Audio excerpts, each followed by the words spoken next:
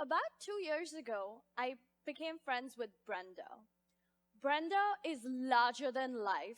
She is so passionate and so loving and so caring. Brenda is a mother, a wife, a US Navy officer, and a social entrepreneur. Brenda's passion goes beyond for anyone and everyone, but the thing that she is most passionate about is victims of human trafficking. 3,287 individuals are either kidnapped or sold every single day. But it's not just the numbers that motivate Brenda. Brenda is passionate about helping victims of human trafficking because when she was 13 years old, Brenda was abducted by a pedophile. Brenda this person that abducted her was someone she knew, someone she trusted, someone who promised to take her to the fair, but instead took her to a hotel room and forced himself on her. For hours and hours, he kept her in that hotel room and then said he was going to kill her. He took her into his car and was driving to another location when miraculously his car broke down. He knew he had to go back to the hotel, and so he started driving that way, trying to get the car to start. And while he was doing that, her family and his wife was looking for Brenda for hours and hours. They were frantically searching for her. And when they reached the hotel, they were all there. He knew he had to let her go, and that saved her life that day. Years after this, Brenda started becoming a victim advocate for especially helping victims of human trafficking. But she told me she didn't feel fulfilled in what she was doing. She wanted to do so much more. And that is why she chose to be a social entrepreneur. She chose to start Joel Worldwear, which is an organization that empowers artisans and designers from all over the world who have been victims of human trafficking, slavery, poverty, you name it. And that is how she wants to create an actual sustainable change in our community. Social entrepreneurs like Brenda combine their purpose and their passion with real, innovative, creative, and social solutions to the real problems that we have today. Social entrepreneurs are creating solutions to our economic problems, our social problems, and also our environmental problems. So why do I think we need to end social entrepreneurship if it's so awesome and people are doing all these great things? Well, I believe that we need to end social entrepreneurship the way it is perceived today. Right now, social entrepreneurship, conscious capitalism, profit with a purpose, all of these things are treated like buzzwords, and they're not internalized the way they need to be. I believe that we need to get to a stage culturally and societally where social entrepreneurship is so intertwined with the idea of entrepreneurship that they become synonymous. I want to help create a world where every business that gets started is a social enterprise, so that no business that gets started is a social enterprise. I know that may sound a little tricky, so let me explain. Think about it like this. If a company is, in today's world, if a company gets started and is focused on the community, we look at that differently. We look at it in a very positive light. But if every single company that was started did that, every single company would be community driven, and so it would no longer be a differentiating factor. Instead, it would be the norm, and that is what we need today. So when I share these ideas with some people, they tell me I am overly optimistic. But last year, the end of 2017, I actually spent some time in Oxford in the United Kingdom. And let me tell you, every single entrepreneur I met there was a social entrepreneur. And that really broadened my mind to the possibility that if this can be a possibility in Oxford, we can bring that anywhere. So today I want to share with you 3 social enterprises that I was able to encounter and experience. Homelessness is a massive problem, not just in Oxford, but in a lot of different places all over the world.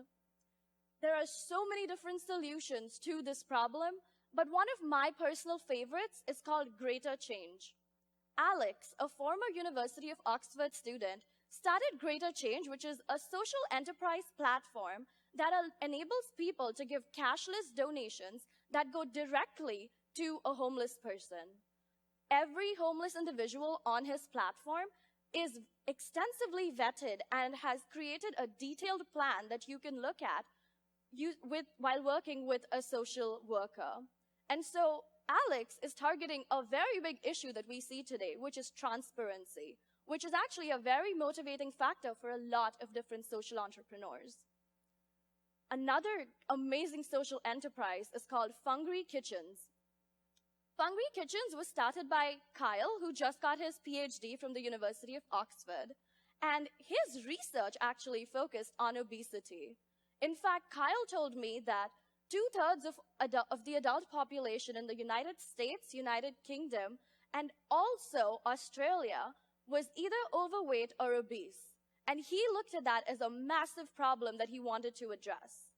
Another problem that he thought was daunting was the refugee crisis. As of today, 65.3 million individuals are displaced. And Oxford has a significant refugee population.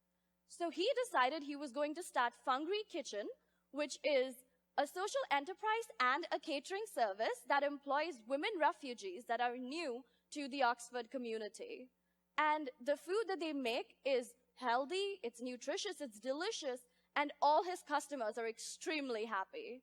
So by creating a social enterprise to address both of these problems, he is impacting the community in a positive way.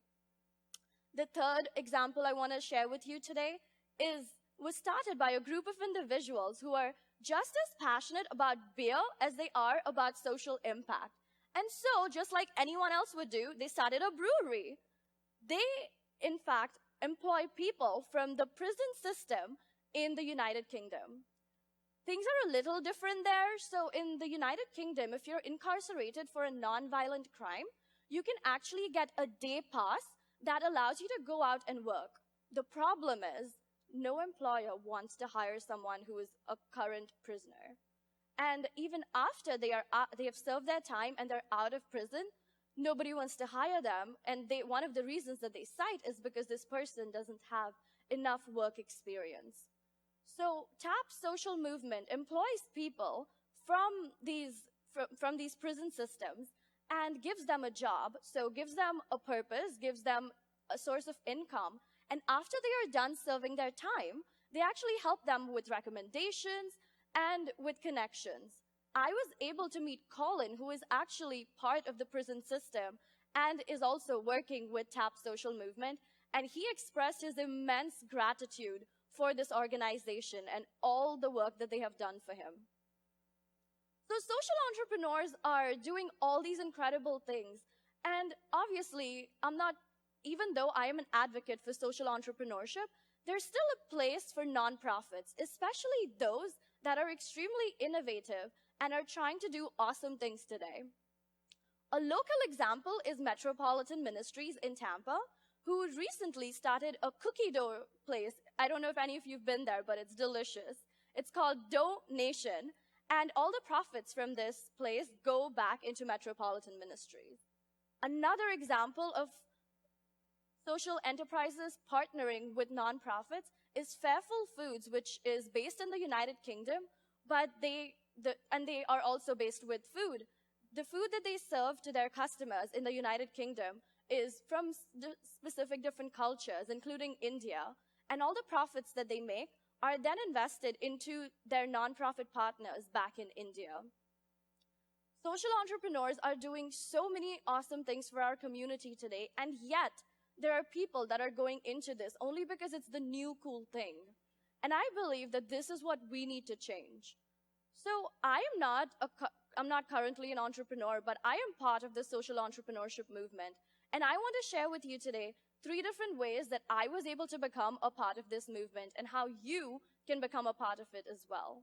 The 3 things that I did were invest, highlight, and organize. So, in terms of investing, as a college student, funds can be very limited, but I am able to invest my time, my skills, my passion, and any other resources that I have. By doing this, I was able to help a bunch of different social enterprises all over the world and help them with their goals and their missions.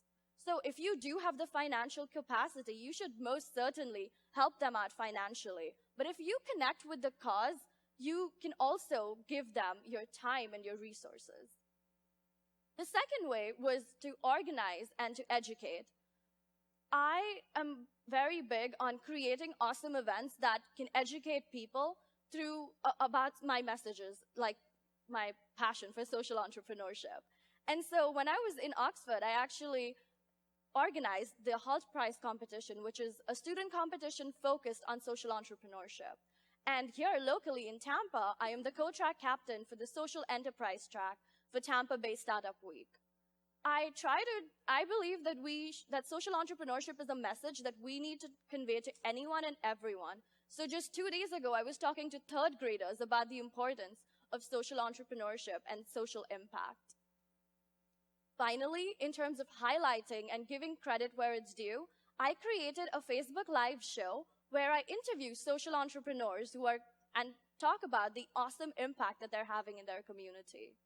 Even though I use social media extensively in my advocacy for social entrepreneurship, I believe that we need to go out there and do so much more than that. If your social actions start and end on social media, then you are part of the problem, because social media is behind a screen. You're not actually going out and engaging, and I highly encourage everyone to do that. I believe that if we were all to get together and actually work hard to make this movement